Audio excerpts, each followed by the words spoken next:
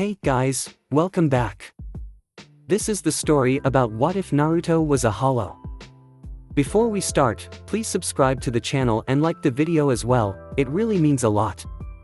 So let's start the what if. Clang! That was the sound that Kakashi's Zanpakuto made as it clattered to the floor. There weren't a whole lot of things that could surprise or rattle Kakashi, but learning that his eternal rival and his student became hollows? That was a surprise to say the least. He thought that they would be Shinigami. The whole thing was about as ridiculous as Uzumaki Naruto becoming a hollow. Humph, Naruto as a hollow, yeah, right. He reached down and picked up his Zanpakuto, waiting for the two apparently faceless Aaron-car to stop hugging. The sunset in the background only served to make the scene even more nauseating. But it only served to show that some bonds couldn't be broken even by death or hollowification. Guy-sensei, will Kakashi-san be a match for the might of our combined youthful power? Rock Lee asked, as he broke the hug with the sensei that he had had in life. Chances say no, Lee. I've waited a long time to face my eternal rival in battle once again. The willpower behind our attacks will give us the power necessary for us to succeed. Guy replied. Guy. Lee. Kakashi said. There was no mistaking that voice. They really were hollows. It was amazing to see two of his comrades on the opposite side, and Guy and Lee supporting Aizen. It was disheartening. You're hollows, he said. Somewhere along the line, it never occurred to him that people from his village could become hollows. It made sense that there would be a few, but Kakashi had hoped that it wouldn't be anyone he had personally known. Correction, Kakashi-san. We are Aaron-cars, but you are on the right track. Lee said, giving him a thumbs up. Kakashi shuddered. It was as cheesy as usual, even as an Aaron-car. How can you say that so calmly? Our of your comrades from life are Shinigami. It means that there are more than just me. Guy, Lee. If you just stand there and support Aizen, you'll be letting down all your friends. Kakashi cried. It wasn't possible to tell if Lee or Guy looked angry underneath the mask, but going from the disappointed sigh from Guy's mouth, they weren't. Kakashi, do you realize that you're talking to hollows? It doesn't matter if you were our friend in life, Lee and myself are both hollows now, and you'll just have to deal with it, Guy explained. But, why? Why are you supporting Aizen? Kakashi cried again. He was getting desperate, and if things continued at this rate, he would fighting Guy again, except this time it would be real. Does it really matter, Kakashi? You are a Shinigami, and we are hollows. That reason alone is more than enough of a reason to fight you. Should you really be creating exceptions to your protocol, simply because the hollows were people that you knew in life? Guy said sagely, in a rare moment of clarity. Guy. Kakashi whispered. Guy-sensei, I believe we should increase the punishment should we fail. If we even so much as use our resurrection, we will have to run 200 laps around Las Noches. If we lose altogether, 500 on our hands. Lee exclaimed, and hearing his precious students brought Guy of his seriousness. It was almost like a comedy routine. Good thinking, Lee. Such a thing should keep us motivated to remove Kakashi-san as an intruder. And when we are done, we will walk on our hands around Las Noches anyway. Guy exclaimed, giving Lee a thumbs up. Guy-sensei. Lee blubbered, as his eyes began to water underneath his mask. Lee. Guy mirrored Lee's tears, and they embraced. Behind the two, a sunset appeared, where teacher and student stood on the beach and seagulls chirped in the distance. This isn't the time for hugging, Lee. Let's show Kakashi our perfect tag team offense. Yes, sir. With that in mind, Lee gave an enthusiastic battle cry as he flashed out of existence. He reappeared in front of Kakashi, his hands on the ground and his feet in the air. Kakashi realized that this wasn't the time to be reasoning with the two former Konoha shinobi. He drew his Zanpakuto quickly, bringing it to the forefront and blocking all of Lee's strikes. Lee thrust his hands downward, using the force to lift himself into the air. Using a version of the Konoha Senpu used in Las Noches, he thrust one of his legs, trying to impact Kakashi's head with the classic taijutsu move.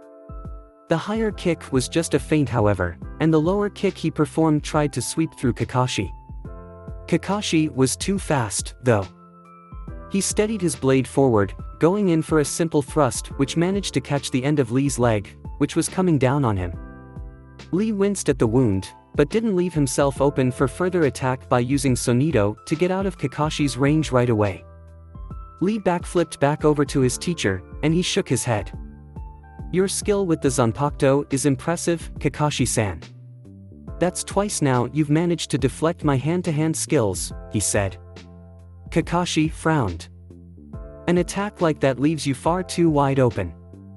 I simply exploited the flaw in your strategy," Kakashi explained. Once again, Lee was itching to get into the fray. "Not yet, Lee. I'll take him," Guy said. Lee saluted and stood down immediately, allowing his teacher to enter the fight instead of him. He stretched a little like he was doing nothing more than a morning jog, before he broke out into a sprint. Kakashi readied himself for an oncoming attack, before Guy flashed out of existence halfway through his stride. Kakashi reacted instinctively as Guy reappeared to the side in midair, with his first facing forward.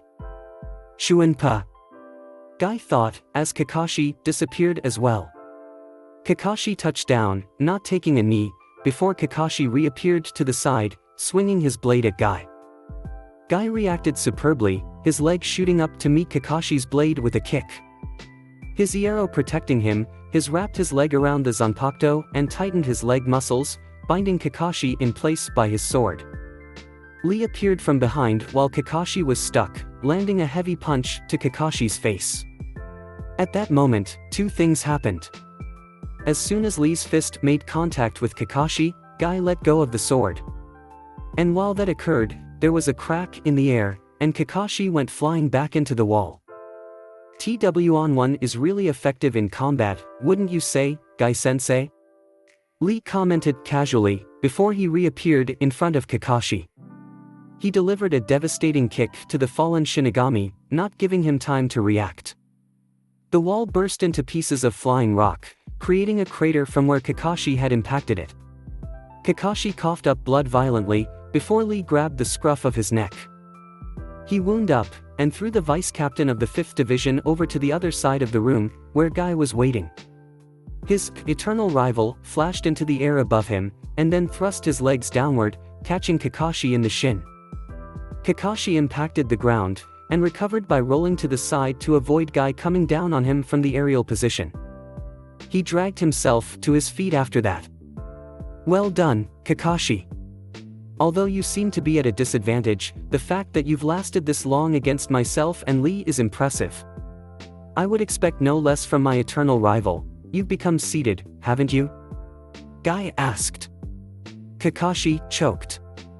"Yeah. Vice-captain of the 5th Division." Kakashi wheezed. Lee pumped his fist, and Guy posed. "That's incredible, Kakashi-san." "Vice-captain," Lee commented. "Indeed it is, my student. But, even if it is impressive, Kakashi here isn't going to be able to beat us like this," he said, hammering his fist against his open palm. Lee flashed into existence, beside his sensei. "Don't count me out just yet." Kakashi glared, getting to his feet. He was definitely being outclassed, and he doubted he would be able to beat even one of them like this. He held his Zanpakuto out at arm's length, and the sword began to glow with an electric blue. "Connect." He trailed off, before he turned his Zanpakuto to the side. Lee and Guy heard the release command, and they immediately began to get a little more excited. "Reiki!" Kakashi shouted, as a shroud of light blue Ryatsu enveloped his blade. Kakashi's eyes narrowed. It was a tough fight that would force him to use his Shurikai, but against old comrades he would have to do it. Lee and Guy felt the air around them tingle with electric Ryatsu as Kakashi's Shurikai formed. It was a gleaming silver Zanpakuto in the shape of a jagged lightning bolt that was slightly asymmetrical. The tip of the blade was not just a single point, but rather twin points that diverged outwards from each other. Each tip was conducting electricity, which connected the 2 points with a line of lightning. An electric zanpakuto, eh? That would fit you completely, Kakashi.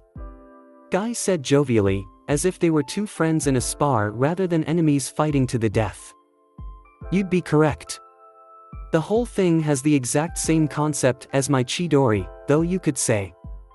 Kakashi flashed out of existence, bringing his blade down against Guy's arm guard, which the Arrancar had brought up to block with. Guy felt his skin tingle, and he cursed as he jumped back away from the electric blade. He clutched his arm lightly, noting that his robe was slightly singed. It's a little stronger. Kakashi held his blade downwards, charging Ryatsu into his blade. The jagged points on the edge of his sword connected with a stream of energy. He swung his sword, generating a blast of lightning that flew at the two Arrancar. A sonito later, and Guy and Lee were unharmed. Kakashi wasn't done, however. He charged his blade again, and this time he struck the ground with it, sending a current of electrical Ryatsu through the tile. Guy and Lee were on the defensive now, as when Kakashi performed that attack, they leapt in the air and hovered for a while. Lee sped towards Kakashi, performing another attack similar to his Konoha Senpu. But Kakashi blocked it with his blade easily. This time, it not only got through Lee's arrow, but it shocked him as well. Lee roared in pain as he disconnected himself with Kakashi's zanpakuto, flipping backwards and clutching his wounded leg. His entire body was slightly singed, though not as much as Kakashi had hoped. Lee, you, Guy began, before Lee cut him off. Yes, Guy-sensei. I think it's time. We can't beat him like this in our unreleased state. Lee shook his head thoughtfully. Guy mirrored Lee's action, before he raised a finger. Alright, Lee, but this means extra laps later. Guy said. Yes, sir. Lee saluted, before he hunched down into a fighting stance. He placed his hand near his hip, and drew his zanpakuto. The katana shined in the artificial light of the room, before he punched the blade into bits. Try. Bestia Azul. Lee shouted, before the hilt of his broken zanpakuto also disappeared. Lee was then enveloped in a green Ryatsu. His mask began to crack, and eventually fall off his face. Bits of hollow bone material, turquoise in color, materialized on his thighs, before moving down to become protective knee guards. The same thing happened with arms, his bicep and elbows were covered in the same material. His mask had broken off completely, except for a strip of hollow material that ran across his forehead like a headband. Lee's face had become visible for the first time, and it showed the same boyish youth that Kakashi had known in life, except this time he looked slightly older, around 18. That must have been the age he died. Seeing the actual face of one of Kakashi's former comrades made him falter. Even though his resurrection gave him the appearance of a hollow, that face was the same exact one Kakashi had known in life. It was almost disheartening. In terms of releases, it could have been a lot more hideous. At least then it would be easy to forget that it was Lee. Lee, Kakashi said. No matter how little his release changed his person, seeing Lee more closely resembling a hollow made Kakashi feel uneasy. This wasn't right, these two shouldn't be hollows. Meanwhile, Guy had also drawn his zanpakuto. Protect. Bestia Verde. Lee's teacher shouted, before he too was engulfed in the same shade of Ryatsu. The two releases couldn't be more similar. It seemed that Lee emulated everything that Guy did, even in death. Guy had the same hollow bone armor, the same headband, the same everything. His face was also visible.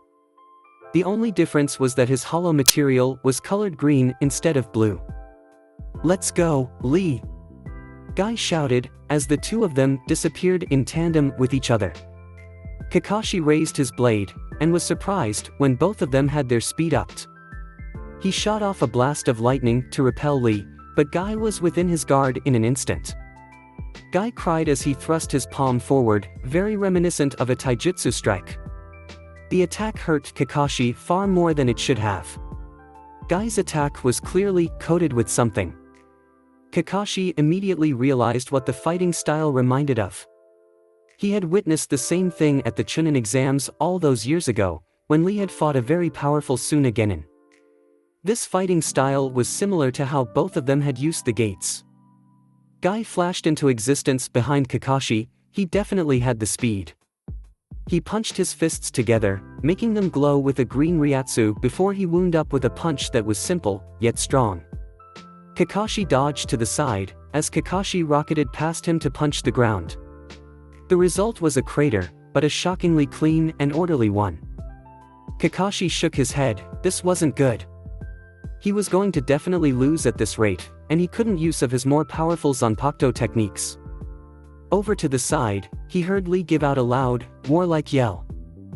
A green Ryatsu covered the Arrancar's body like a shell, and a vein popped on his forehead.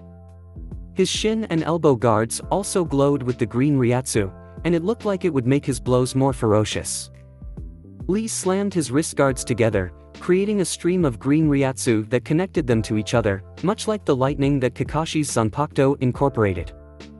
He then pulled them apart, and the stream of Ryatsu hung from Lee's wrists, much like the bandages that he had used in life. And before Kakashi could react, Lee had disappeared, his Sonido much faster than it was earlier. Shit! Kakashi thought. He was far too fast for him to make a move. If he knew anything about how Lee fought, he knew what was coming next, but his body couldn't react that fast. He tried to angle his Zanpakuto to block the strike that was sure to come from below, but he couldn't. Lee managed to kick him straight into the air, before following up with another series of kicks that propelled him skyward. Lee flashed into the air again, appearing right underneath him in his shadow. It was exactly like the front lotus, Lee's signature move, except this time, he didn't need to open any gates to use it. And he was much faster. The Ryatsu bandages wrapped around him, binding the Shinigami in place and preventing him from moving or struggling. Lee stopped hovering in his shadow, and wrapped his arms around his midsection. Okay, Gai-sensei. I'm ready. Lee shouted. Kakashi raised an eyebrow. He wasn't going to perform the front lotus. The two of them were just hanging out in midair at this point. I'm ready too, Lee. Guy shouted, his resurrection glowing with the same Ryatsu as Lee's. He put his fingers in a circle, before he charged up a deep, forest green Siro. Sirua! Guy shouted flamboyantly, launching the beam of energy directly at the two combatants who were hanging out in midair. Lee looked excited. Gai-sensei, he shouted, as both he and Kakashi were engulfed by the Siro. Kakashi's jaw dropped at the apparent attack that would clearly hurt Lee as well as him. The energy engulfed the vice captain, singing his skin and leaving it charred. He grunted in pain, and when he looked up, he saw Lee smiling at him widely. He too was getting damaged by the Siro, but not nearly to extent Kakashi was. Lee let go of Kakashi, and the Shinigami jerked downward, skidding to a halt on the floor as he laid there, badly singed. He was lucky that the Siro had not instantly atomized him.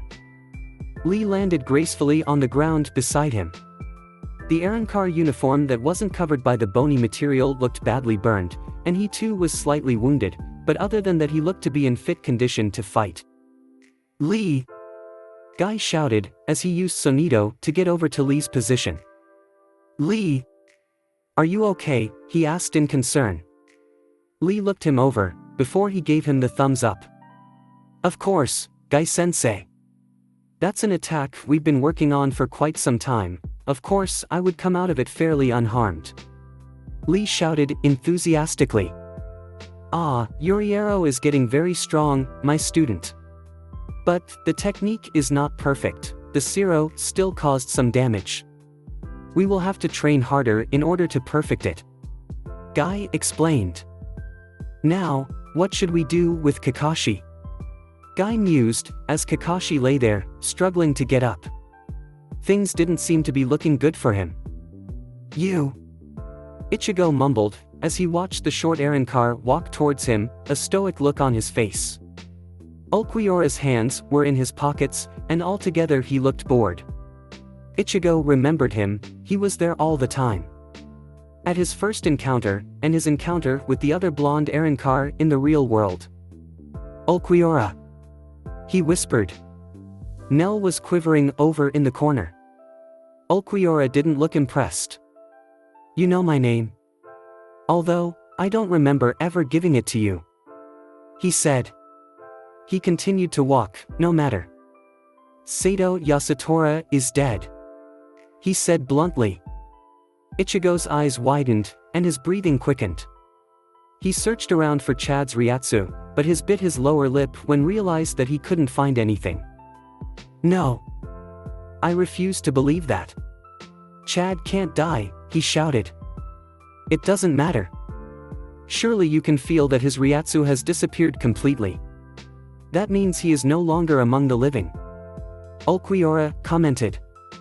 Ichigo shook his head. No. Ichigo tensed up, clenched his fists, and walked in the opposite direction. Where are you going? Ulquiorra asked. To save Chad. Didn't I already tell you that he is dead? Ulquiorra commented. I don't believe you. Chad can't die like that, Ichigo said, his voice beginning to crack. You're so stubborn. Is it really alright for you to leave without fighting me? Ulquiorra asked. I don't have any reason to fight you. You may be my enemy, but you have personally yet to hurt any of my friends, Ichigo said. Ulquiorra closed his eyes. I see.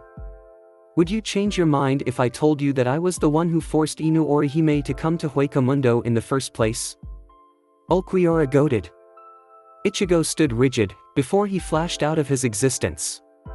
He appeared next to Ulquiorra, his butcher knife shuriken clashing against Ulquiorra's hierro-coated wrist. His face was a look of anger. So, Inu didn't come to Hueco out of her own free will, after all, Ichigo shouted.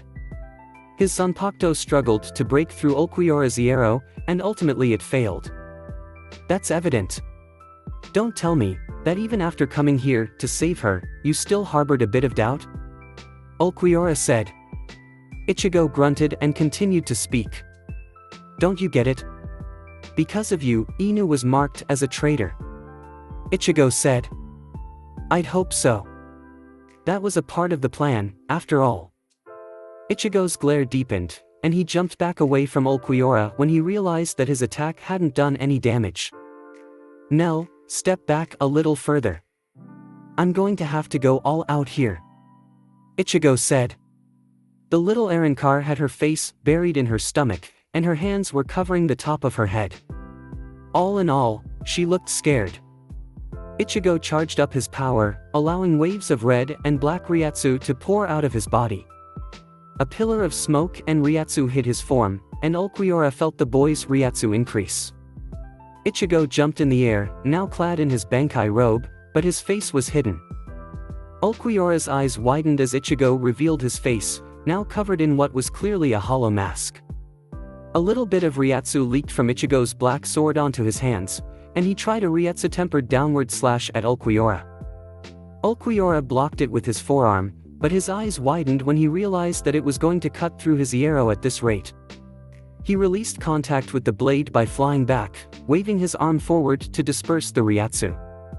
Ulquiorra flew through several columns at a time, before he used momentum to bounce off the wall, leaving a crater in it. What is this? That Ryatsu, it's very similar to ours, Ulquiorra thought. Ichigo was preparing for another strike. Getsuga Tensho, Ichigo shouted, as he released the wave of black and red Ryatsu at the espada. It sped towards Ulquiorra, its size and speed greater than normal. Ulquiorra held out one hand to block it, before he raised his other one to also put on the Ryatsu. His eyes narrowed slightly, as he was still being overwhelmed by the Ryatsu. Shit, he thought, as he was engulfed by the attack. Ichigo stood there, panting from the exertion he had to endure, before his mask cracked, and he was back in Bankai form yet again. Ichigo! Nell cried, as she rushed and headbutted him in yet another flying tackle that knocked the wind out of him. Nell! Nell thought you were gonna die, Ichigo. Using all that crazy power with your body all beat up, you can't keep doing fifth. Nell was so worried. Nell blubbered. Ichigo smiled. I'm sorry, Nell. As Ichigo was about to get up again, he felt a presence from directly behind him. The dust cleared from behind him, and when he looked up, Ulquiorra was standing there, looking only mildly injured. His Arrancar uniform was in tatters. My. That surprised me for a second. I wasn't able to stop it using both hands. Was that your full power? Ulquiorra asked, as Ichigo struggled to form words. He brushed himself off. It seems that it was.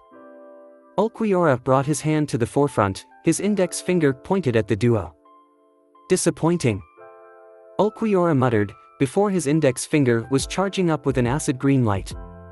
Ulquiorra released the wide beam of energy, and it was stronger than any normal Arrancar's Zero. It cascaded towards the injured Ichigo, blowing a hole in the wall right behind him. Ichigo flashed into existence in the outside area, carrying a barely conscious Nell under the crook of his arm. He rushed through the ground area, until Ulquiorra appeared right beside him. The Espada kicked him forcefully, the shock and force transporting him back into the room from where Ichigo had just come. Ichigo kneeled there in the rubble, panting heavily, while Nell moaned wearily beside him. You blocked my Zero at that moment by calling forth your mask. A fine high-speed reaction, but this time it shattered in only a second. You won't be able to call it again. Give up, Ulquiorra said bluntly. Ulquiorra winced as Ichigo stuck his blade directly into the hem of his robe, even if it didn't penetrate his arrow. Who the fuck would surrender to you? Ichigo breathed. He looked ragged as hell, but that didn't stop him from smiling at his stronger opponent. You're the top Espada, aren't you? That means that if I defeat you here and now, this war is as good as over. Ichigo reasoned. Ulquiorra resisted the urge to roll his eyes. Where had this kid inherited his logic from, and why would he assume that he was the strongest Espada? Was it because he had seemed so powerful to him, or was it because he always seemed to be in the center of things? Just because he seemed to be more involved in the affairs of the war, and he had power that this kid couldn't comprehend didn't mean that he was the Primera. So, that's it. Ulquiorra said lazily, grabbing Ichigo's sword so he could slash through the fabric of his Arrancar uniform. That's too bad for you, then, he said, as his Espada tattoo became visible. Ichigo's eyes widened, as he glimpsed at the 5 tattoo on Ulquiorra's chest. Number 5. Ichigo shouted. Yeah, Quinta Espada. Ulquiorra cipher. The 5th most powerful member of the Espada, Ulquiorra said, before he flexed his hand. Ichigo. Nell said meekly, over to the side. With that, Ulquiorra thrust his hand directly through Ichigo's chest, puncturing it and creating a gaping hole. Ichigo. Nell shrieked, as Ichigo fell to the ground, apparently dead. Ulquiorra wiped the blood off of his hands. Kurosaki Ichigo, you cannot defeat me.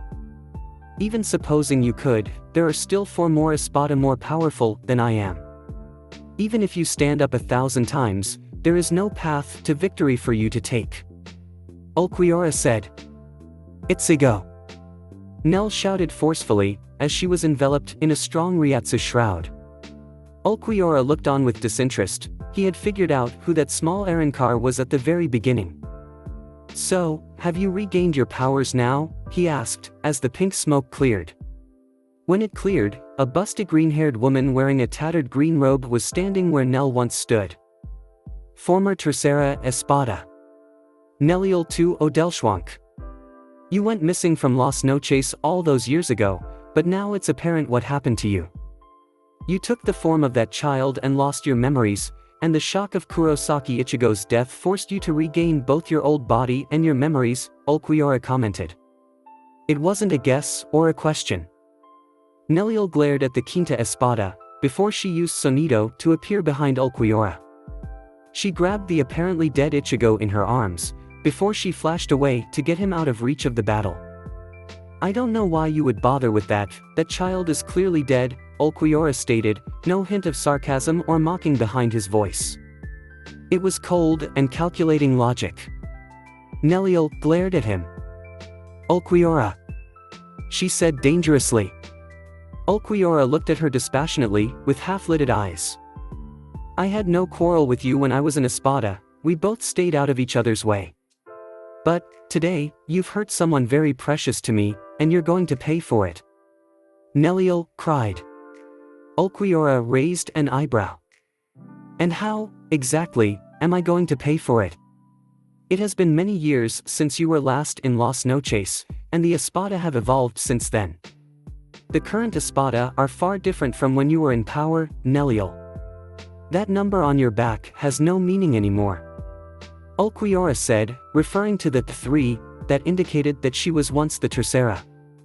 Neliel said nothing, but she rushed toward the current quinta, her green zanpacto held in her left hand. She held it horizontally, then drew it forcefully before she disappeared from Ulquiorra's sight. Clang! The sound of metal hitting metal reverberated through the room as Ulquiorra drew his own zanpacto, meeting Neliel's blade in the middle of her attack. The two Arrancar pressed each other for a while, before Neliel disappeared and reappeared in midair. She tilted her zanpacto towards the sky, turning the hilt so the bladed edge was facing her opponent. Ulquiorra held his sword in a steady stance, but once he was ready to thrust forward, Neliel flipped through the air, and her foot kicked Ulquiorra's blade before he could thrust. Neliel winced. Ulquiorra was apparently strong enough to break through her hierro, but it was relatively minor. She spiraled through the air again, this time her right foot kicking out and catching Ulquiorra right in the chest. Ulquiorra skidded back along the ground, drawing up dust and chunks of the floor as he attempted to regain his footing. Neliel appeared in front of him, and Ulquiorra blocked her strike by holding his zanpacto horizontally. Neliel threw a punch at the quinta, knocking him even more back slightly, making him crash into the wall. Neliel stood there stoically, knowing that it wouldn't be enough to defeat Ulquiorra. Indeed, when the dust cleared, he was completely unfazed, and only mildly injured throughout the whole ordeal. While still underneath the cover of dust, Ulquiorra charged up his green ciro, and Neliel took a stance that said she was ready to take it. The beam fired at her, but she stopped it with a single hand. The ciro blast halted in midair, and Neliel opened her mouth. She sucked in air, also bringing in the energy of the ciro into her mouth. Ulquiorra's eyes widened slightly, when a lavender sphere of energy appeared in her mouth. It was his ciro, combined with her own ciro. She launched the ciro doble, sending the combined power of both ciros back at Ulquiorra. The result was a powerful shockwave and explosion that rose vertically into the air, and it destroyed a large part of the wall. Ulquiorra emerged from the wall, looking a little singed, but was otherwise unharmed. Neliel looked a little surprised that her ciro doble had done so little damage, but now it was Ulquiorra's turn to go on the offensive. Neliel felt the jarring blow as Ulquiorra tried a fluid yet strong slash from the right. He attacked again by slicing upwards diagonally, before he flipped over her, trying to get a fatal blow to her neck. Neliel turned around too little too late, but she managed to get her sword up long enough to try and slash through his midsection, but she halted when she realized that his sword point was able to stab into her jugular. Her sword was clipping his robe, and his was pointed at a fatal spot. They were in a stalemate situation regardless, but neither party looked perturbed. Neliel moved her sword slightly, before she withdrew completely. This is going to be hard on my body after just regaining this form, and I didn't want to do this, but, Neliel said, as she held her zanpacto aloft in front of her at a horizontal angle. She faced the blade of it out in front of her, before she placed her palm against the blunt side of the sword and held it there. Ulquiorra's eyes widened. Declare. Neliel spoke. Shit. Ulquiorra thought, though he didn't try to stop what she was doing. Gamuza, she cried. Kakashi struggled to his feet, using his zanpacto as leverage as he tried to withstand the pain of the burns he had received from the coordinated ciro attack. The two were clearly adept at fighting as a team.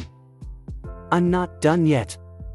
I felt the Ryatsu spike all over the place, and I felt one of my comrades' Ryatsu disappear. I need to hurry and help them, he shouted, as he shakily pointed his Zanpakuto in front of himself. Guy and Lee looked at each other, uncertain looks on their face. Guy in particular looked disturbed at seeing his old rival in this kind of state, almost like he had expected Kakashi to put up a much better fight. "Kakashi," he said sullenly, in a rare characteristic moment of seriousness. Kakashi looked battle-hardened and ready. He didn't care that he was fighting his old friend any longer. "Go," Guy said, closing his eyes. Kakashi almost dropped his guard right then and there, and Lee looked at Guy like he had grown a second head, which to be fair, wasn't that rare within Huecomundo. "What?" Kakashi asked suspiciously. "Guy-sensei. What are you saying?" Kakashi-san is an intruder of Las Noches, and a threat to Huecomundo in general. We can't just let him move on just like that," Lee shouted. Guy shot him a stern look. "Lee, have we become the type of people who would keep people from their friends?" Guy asked. Lee withered underneath his glare, looking towards the ground in shame. "No matter what side we may be on, only one thing remains true in this situation. Kakashi came here for one reason, and one reason only. And that is to help out a friend in need. Who are we to keep that from him, on the simple grounds that we must protect Las Noches?" Guy shouted righteously. Lee cast away his look of shame, and looked up at his teacher and saluted. "Yes, Guy-sensei." Guy then pointed at Kakashi dramatically. "Kakashi, it is clear that I have bested you today, my eternal rival. I will not take your life, and allow you to proceed along your path unencumbered. But, I must warn you, the other Arrancar are not as kind as myself and Lee are. Should you lose to any of them, they will undoubtedly kill you. Always remember that as you walk through the halls of Las Noches. Now, go," Guy said, turning his finger and pointing down the passageway leading out of the chamber. Kakashi looked away. Defeat by a hollow was unacceptable, but he had bigger fish to fry. "I won't thank you," he mumbled, as his shuriken faded. He sheathed his Zanpakuto, and sped off down the hallway, disappearing into the dark chamber. Lee looked at Guy quizzically. "Guy-sensei, was it really right of us to send him ahead like that? If we wanted to spare his life, it would have been better to send him back from where he came. He's more likely to run into one of the Espada now," Lee said. "Ah, my student," the flames of friendship burn brightly within Kakashi. He knows he can't withdraw from this battle even if his life depends. He will not falter, even if it is against one of the Espada, or even Naruto, said Guy dangerously. Naruto-kun has been growing more restless these days, and he holds an unbearable grudge against his former comrades from Konoha. If he runs into Kakashi somewhere along the line, there is no doubt that he will kill him, Lee said. That is a bridge we will cross when we arrive, Lee. Now, let's get to our training. We were forced to use our resurrection within that battle, so now we must run laps around Las Noches. Guy shouted. Guy-sensei, another sunset appeared. Kakashi thought he heard the crashing of waves as he rushed through another corridor of Las Noches, at least as fast as he could when he was so heavily injured. That fight had taken its toll on him, though with his opponents that was to be expected. And they weren't even Espada. Was his group really cut out to rescue Orihime? Never mind that. I've got to hurry to where Chad is. I can't even feel his Ryatsu anymore. He trailed off, thinking that the worst might have happened to Chad while they were off on their own. He continued through the hall, seeing a glimpse of sunlight of all things coming out from the exit. Geez, those two are as soft as ever, letting you live, came a voice from beyond the hall. Kakashi halted in place, before he emerged onto the Huecomundo sand, surrounded by the fake sky overhead. Standing about 20 feet away from him with his back turned was a short blonde-haired Arrancar. Kakashi couldn't make out the identity, but Kakashi could see spiky blonde hair, a very familiar hairstyle to the Konoha Shinigami. Who are you? Kakashi asked suspiciously, as he placed his hand on his Zanpakuto. The Arrancar said nothing, before a low chuckle emanated from his throat. This turned into full-blown cackling, with such sadism and evil that it made Kakashi's stomach turn. Oh, this is too good. I finally get to see a Konoha shinobi after all this time. Somebody pinch me, I think I might be dreaming. It sits just too much for me to take, the Arrancar guffawed, before he fell to his knees, crumpling up into a ball. He continued to laugh insanely, gasping and wheezing in between like the laughter was going to kill him. Who are you? Kakashi shouted at this time, as the blonde Arrancar got to his feet. His laughter trailed off, but he continued gasping for air. Ha! Ha! Oh, shit, that was intense for a second. I just couldn't stop laughing, he shouted, wiping a tear from his eye. But in all seriousness, I'm so happy that you managed to find me, Kakashi. He said. Kakashi looked at him suspiciously, his zanpakuto fully drawn now.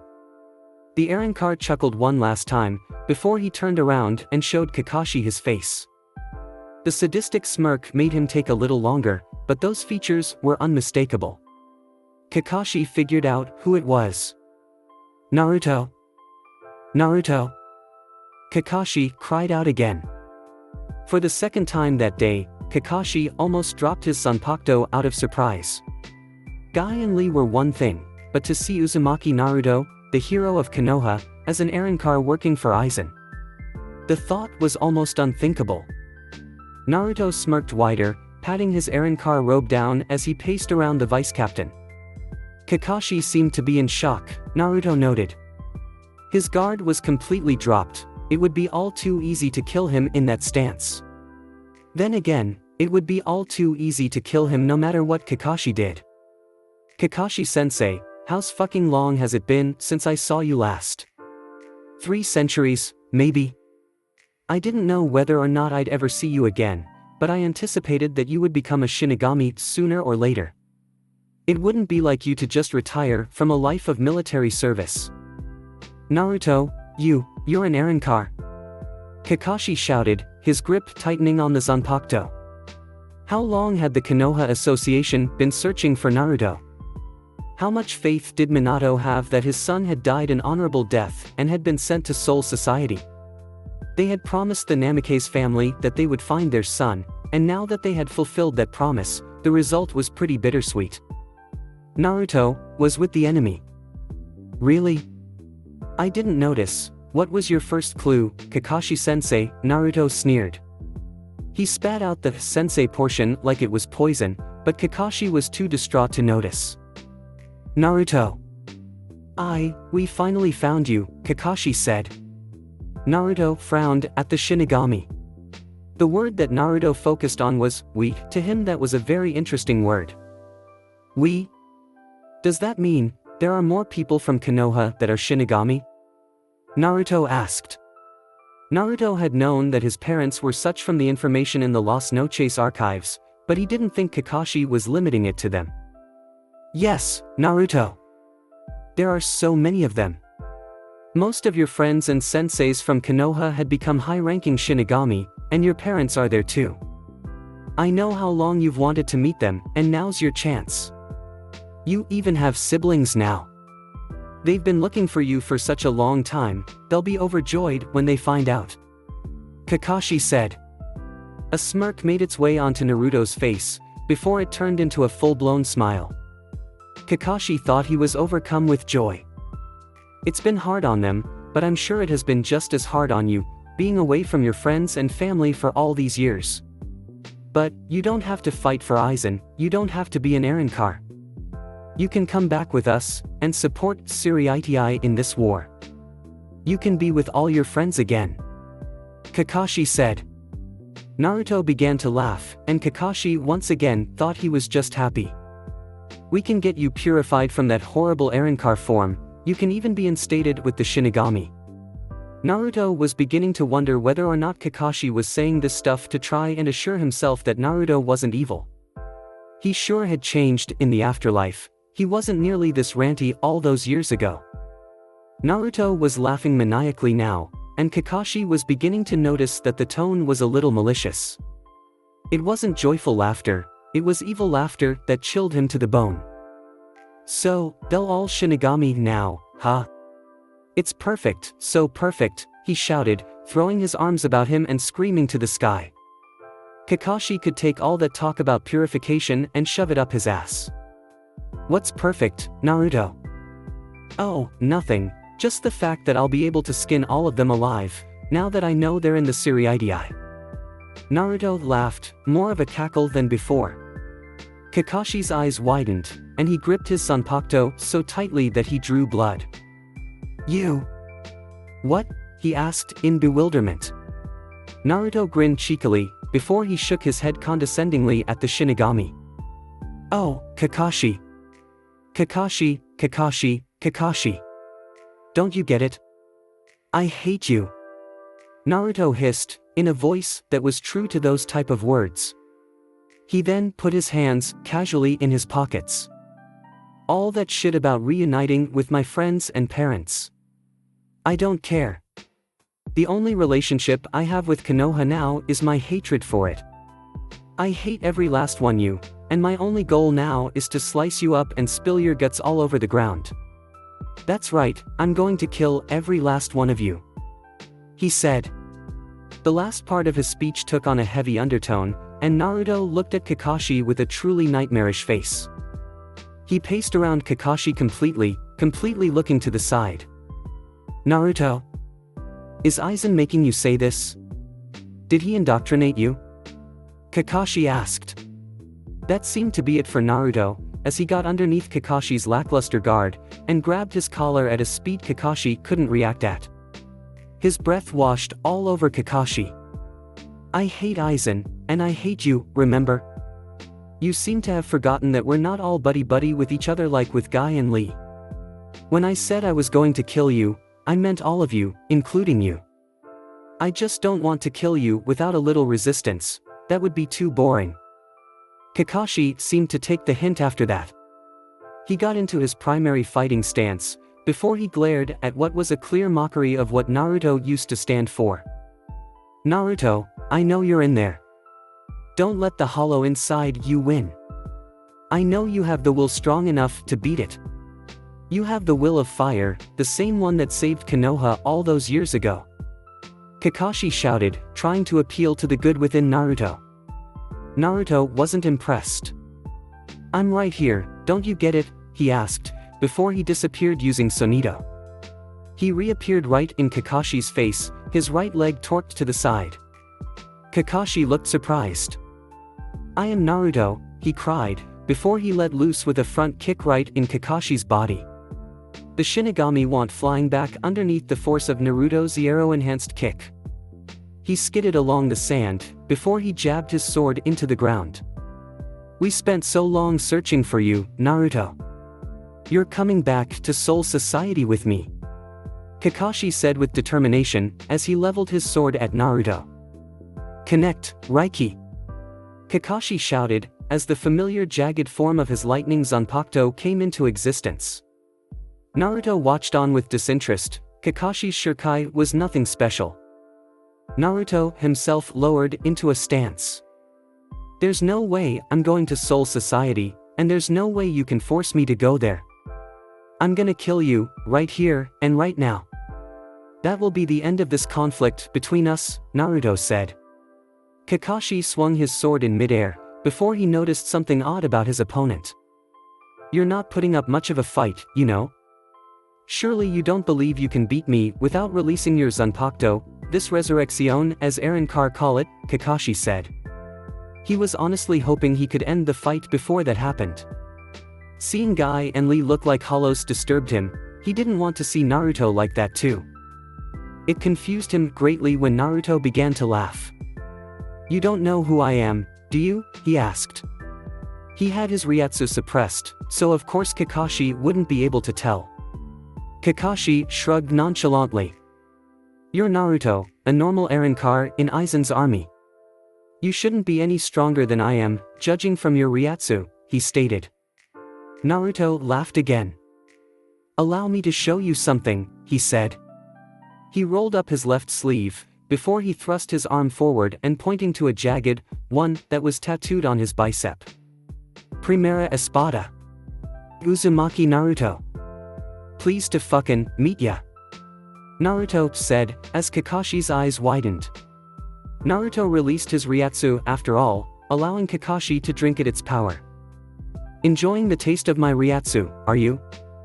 Naruto taunted, as Kakashi began to breathe heavily. He wasn't even exerting all of it. You claimed that I needed to release my Zanpakuto to win this fight, but doing that would be overkill. If you're only a vice captain, I don't even need to use my Zanpakuto. Naruto cried, removing his hands from his pockets. Strong. Kakashi thought, thinking about the Ryatsu. The form of his Zanpakuto was beginning to crumble, and the electricity was going out of control. Things didn't look too good if they continued at this rate. No. I have to try, not just for Naruto's sake, but for everyone's sake, he thought, as he summoned the willpower necessary to stand. He rushed Naruto, who smirked at the oncoming attack. I could kill you in one attack, but where's the fun in that? So, I'll fight down to your level. Naruto muttered, as Kakashi disappeared at the last second. The frontal attack was just a ruse. Kakashi appeared in his blind spot, but Naruto sensed his Ryatsu before he even approached. Kakashi was about to bring his Zanpakuto down on Naruto, but Naruto pointed a finger at him. He launched a quick bala at Kakashi, the orange light blinding him and making him lose focus. The bala veered off to the side, but Kakashi was disoriented long enough for Naruto to kick Kakashi right in the stomach. The Shinigami went flying backwards, before he righted himself and rushed to the side. Bala Sugendo. Naruto muttered as the following bullet honed in on Kakashi. He flipped over the low-power attack, before Naruto launched several more in his direction. Kakashi avoided all of the homing projectiles, before he rushed Naruto with his Zanpakuto extended. Naruto caught the electric blade in his hand, flipping over the Shinigami and landing to the rear. His finger lit up, and has launched another bala Sugendo at Kakashi, who was still recovering. Kakashi grunted as the attack clipped his in the shoulder, the energy searing his skin and making him fall back. Naruto grinned at Kakashi's misfortune again. Sorry, Kakashi. No matter how much I want to fight you down at your level, it seems I am unable to make myself that weak. Even right now, I'm too much for you, Naruto taunted. Despite himself, Kakashi smirked under his mask. Oh, you've learned to talk big for a genin who fell for a obvious rope trap back in the day. Kakashi said. Naruto wasn't fazed. Back in the day? You're starting to sound like an old man, it's fucking gross, he countered, before he charged up another Zero. It wasn't Naruto's vibrant orange Zero. It was a spherical shape, but it was a deep purple in color, and seemed to be comprised of a viscous liquid instead of energy. Indeed, as Naruto formed, drops of Zero with the consistency of toxic sludge splattered onto the ground. What is that? Kakashi asked in disgust, looking at the ball of Zero sludge in disgust. Kakashi, did you know that I boast the most impressive moveset out of all Arrancar? Unfortunately, I can't use any of my techniques from when I was a hollow unless I release, but I have 3 forms of Zero in addition to normal and Gran Ray Zero, 4 forms of Bala besides normal, and a few techniques that manipulate Ryatsu, in my simple unreleased state. Bala Sugendo is one of them, and this. He looked at the ball fondly. Is another of them.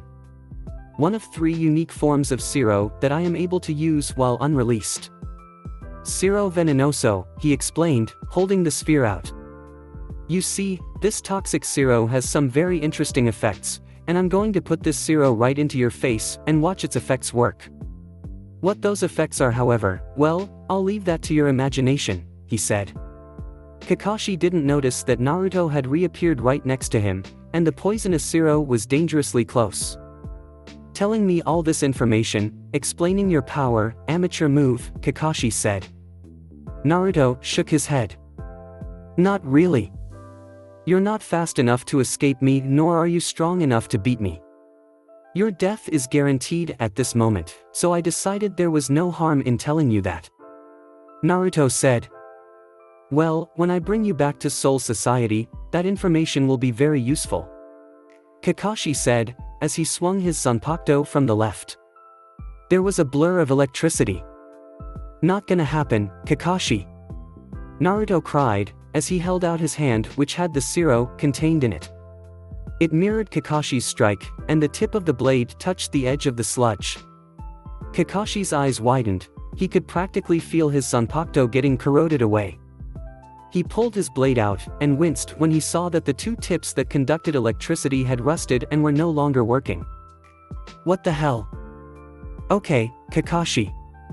You seem to be trying way too hard to save me, when it's clear I don't want or need.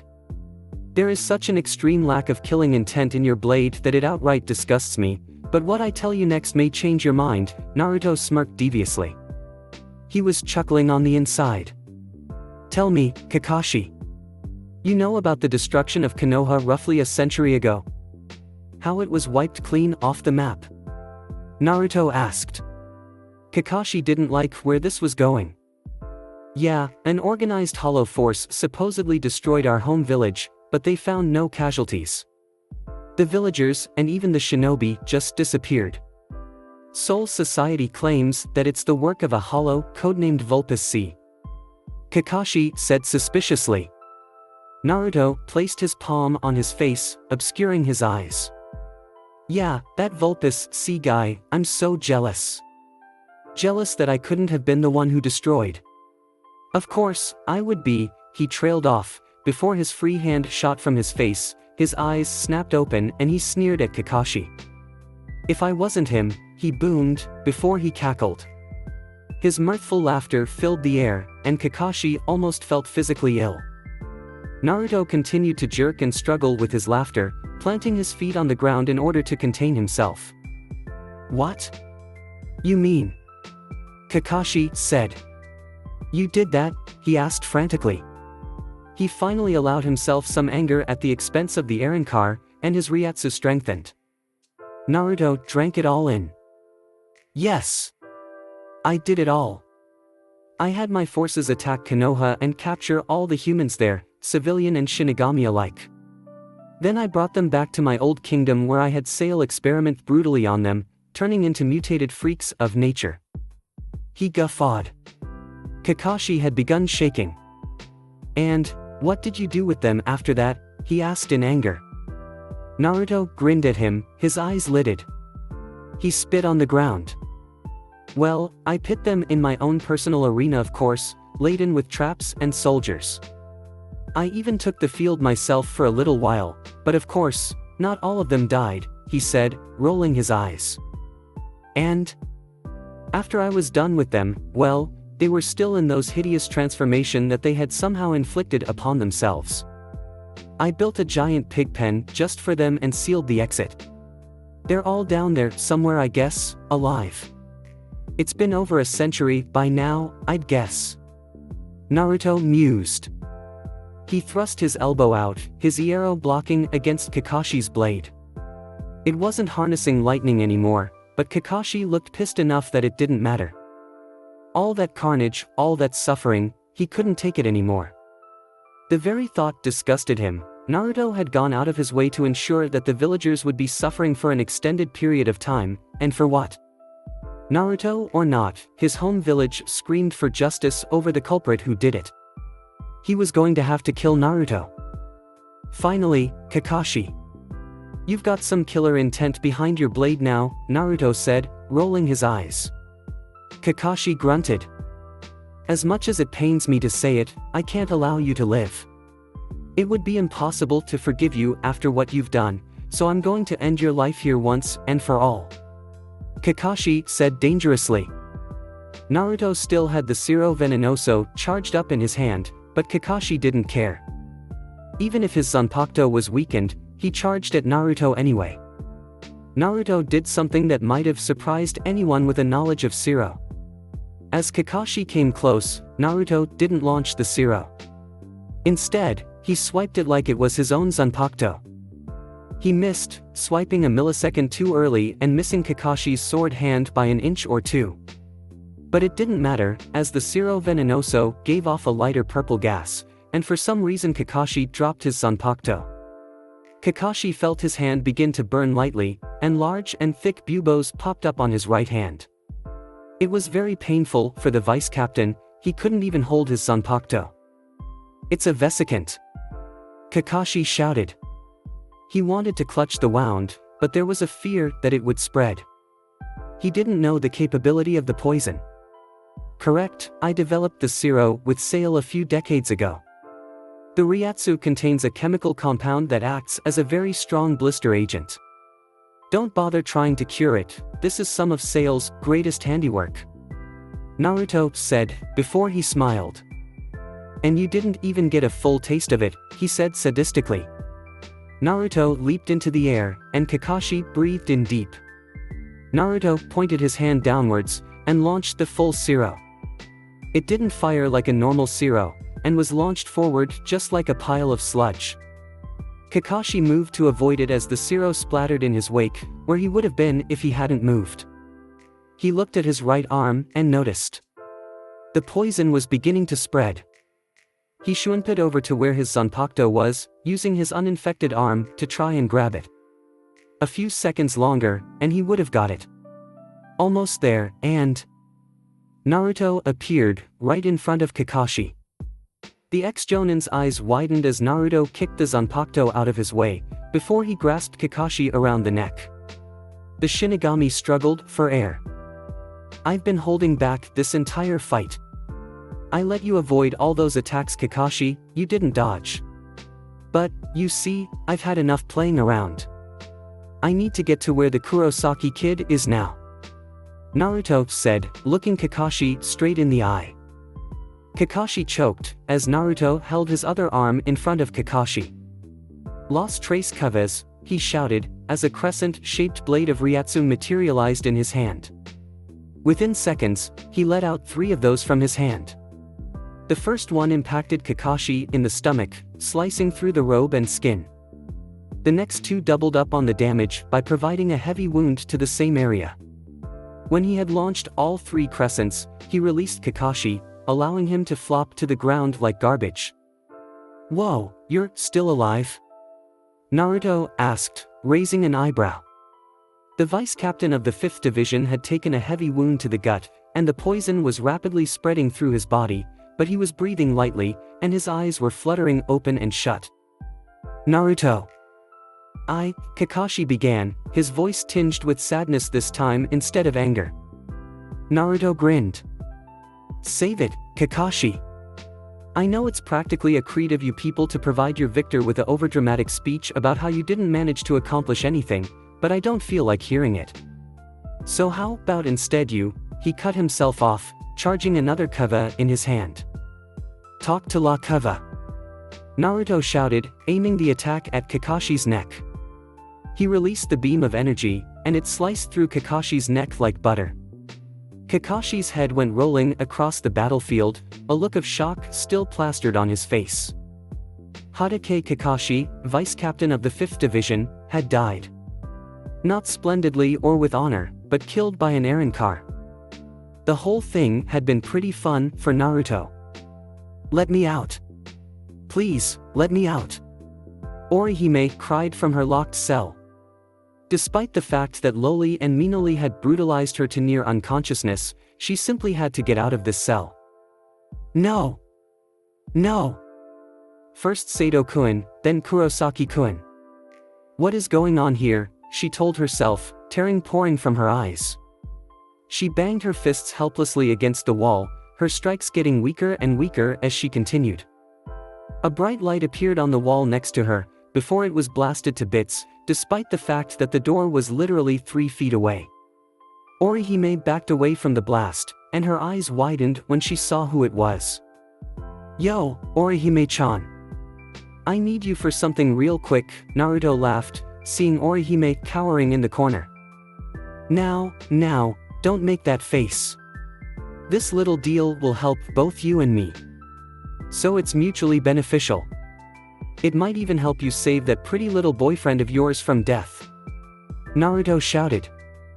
In the corner of the room, Orihime gulped. When Neliel released her Zanpakuto, the entire room became flooding with a magenta Ryatsu. Ulquiorra was unfazed. He simply swept his hand to the side and dispersed any that was coming for him. The smoke and Ryatsu clearly, and from it emerged an entirely different Neliel. The top half of her was mostly the same, though her legs were gone in favor of a goat's or antelope's lower body and legs, making her resemble a centaur. Her mask fragments extended down her temple by her ears, giving it a slightly more realistic impression of a helmet. The humanoid upper half of her body was covered in bony hollow mask that took the form of guards on her shoulders, elbows, and hands. In her right hand, she clutched an enormous lance. Ah, Gamuza! I personally have never seen your sword release, but I've heard rumors about its capabilities. Ulquiorra commented, as Neliel readied her lance. Ulquiorra thrust his Zanpakuto in front of him, ready to take anything she threw at him. She wound her body backwards, ready to throw her weapon. Ulquiorra brushed off his Arankar uniform once last time. Lanzador Verde, she cried, and she threw her lance, her momentum and wind up sending it rocketing through the air with incredible force. It spun on its axis, and pink Ryatsu gathered in the tip. Ulquiorra barely got his Zanpakuto up in time, the lance spinning against his blade. Ulquiorra felt it begin to crack underneath the pressure, and his eyes narrowed. He wisely withdrew after that, flashing to the side, and watching the lance careen into the wall. It does have a considerable amount of power. Naruto trained you well in such a short period of time, but since you've been inactive for so long, you are vastly outclassed. Ulquiorra said. Neliel didn't say a single word, and instead simply flashed out of existence to draw her lance out of the wall. Using Sonido, she reappeared back where she once was. The two stoic opponents stared each down, before they both Sonidoed simultaneously.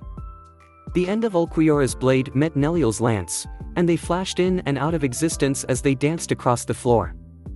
Sword met lance once again, but this time Neliel flashed away before Ulquiorra, coming into existence beside him.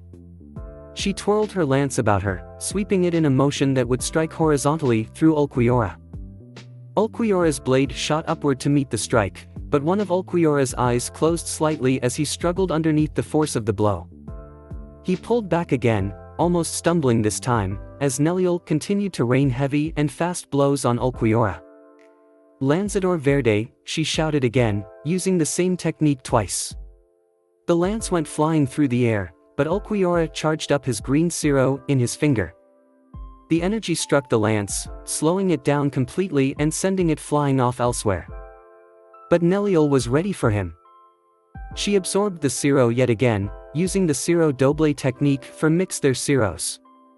She fired the result back at Ulquiorra, whose eyes widened. The energy impacted him soundly, and Neliel stood over him, seemingly victorious. Before she could savor her victory, she felt another very familiar Ryatsu enter the room. A bead of sweat ran down her forehead onto her nose, and she turned frantically in response to the new presence. Well, it looks as if you two have been having fun down here. Naruto's voice rang out, as he used Sonido to appear directly in the middle of the room, carrying a large sack over his shoulder. Naruto! Neliel growled, her voice tinged with hatred. Over where the Ciro Doble had gone off, the dust was beginning to clear, and Ulquiorra was getting to his feet.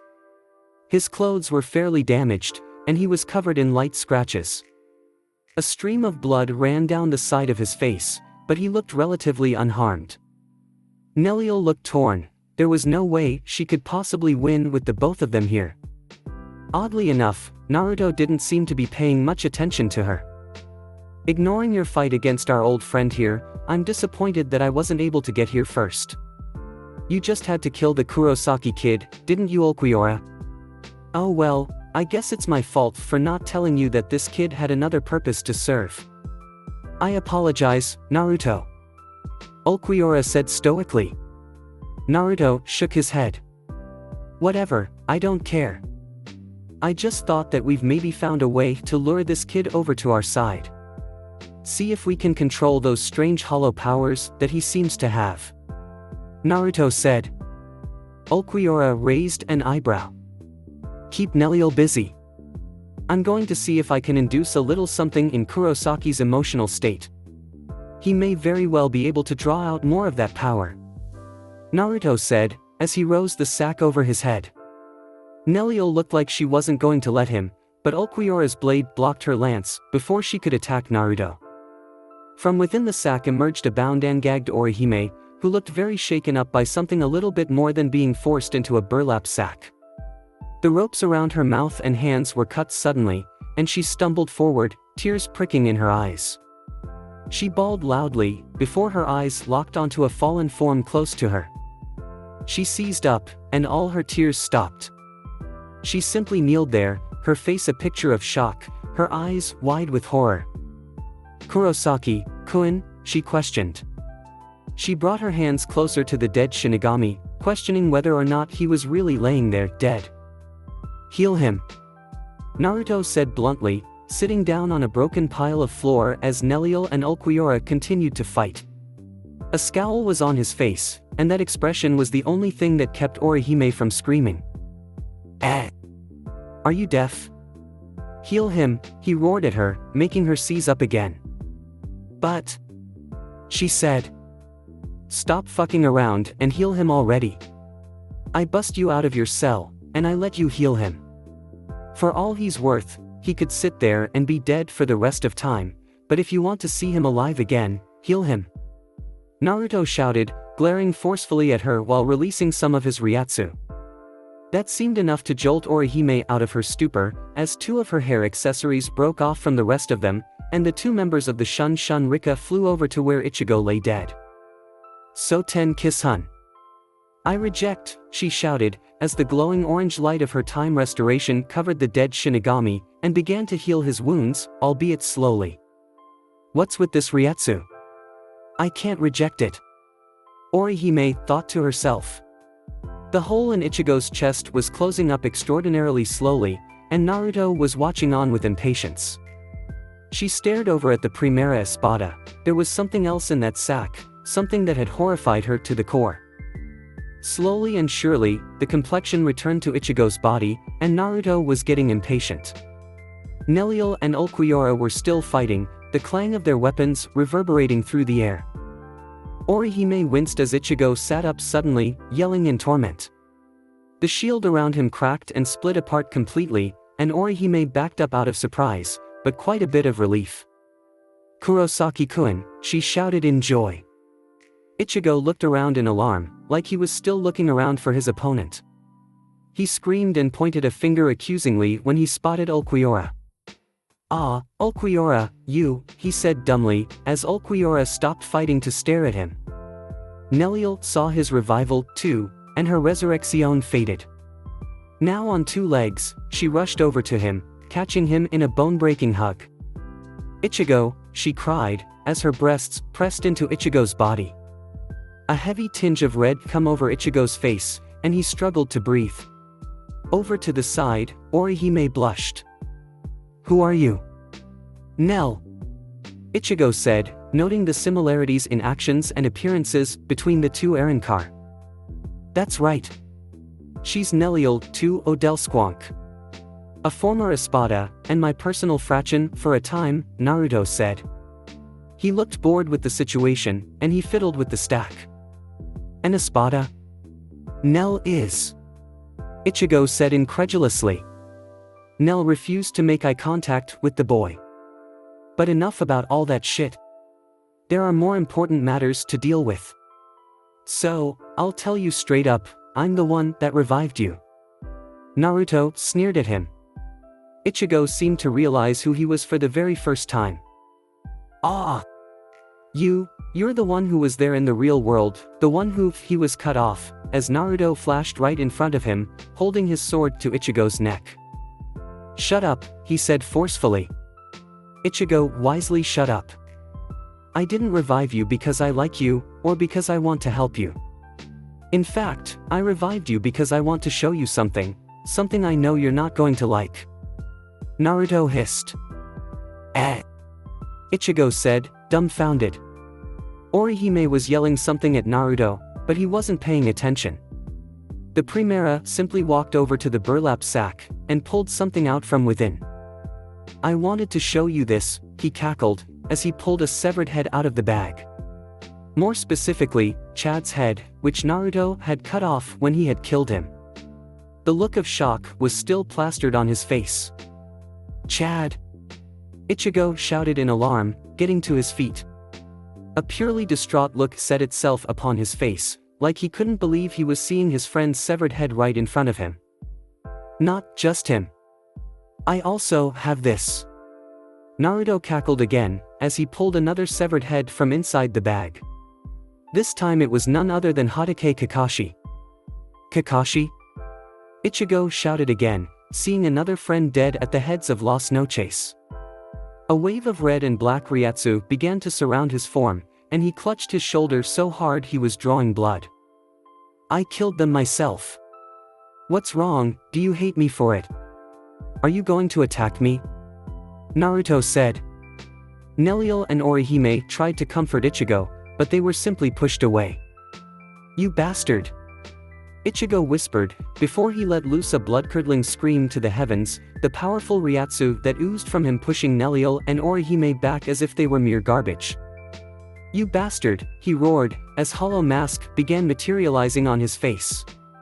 Unbeknownst to him, hollow material had begun to gather on other places of his body, and his hair was beginning to grow. The Ryatsu washed over Naruto, and he drank it all in. He rolled the heads onto the ground in front of Ichigo, having no more use for them. That only made Ichigo even more angry. "Nice Ryatsu, you're drawing out more and more of that hollow power." His smile turned into a frown, as a rumbling and intense Ryatsu washed over the area. Ulquiorra, Orihime, and Neliel felt it too, and the only person who didn't notice was Ichigo in the middle, who was still growling at Naruto. "Ulquiorra, is that?" he asked. "Yeah, it seems that they've started. We can't afford to waste any more time here," Ulquiorra replied. Naruto frowned. He wouldn't have enough time to subdue Ichigo in this state. "Well, unfortunately we're going to have to cut our fight short. You see, Aizen has just begun to open up the gate that leads to Soul Society, and we need to get there before he starts rounding up Arrancar," Naruto explained. "Running away?" Neliel taunted, trying to get Naruto to stay. "Not really, it's just that securing a gate to Soul Society is far more important than fighting 3 pieces of garbage. It's been fun, but I'm going to have to leave you here with what appears to be a rapidly hollowing Kurosaki," Naruto said sagely. He disappeared with Sonido, and Ulquiorra did the same thing a few seconds later. Under the roof of Las Noches, Aizen continued to open the gate to Soul Society, while Ichigo continued to change form into something that was far more monstrous than his visor transformation. Thanks for watching. I hope you enjoyed. If you enjoyed this what if and want to see next part of it, comment down below and let me know. Also share this video with your friends. See you in the next video. Peace.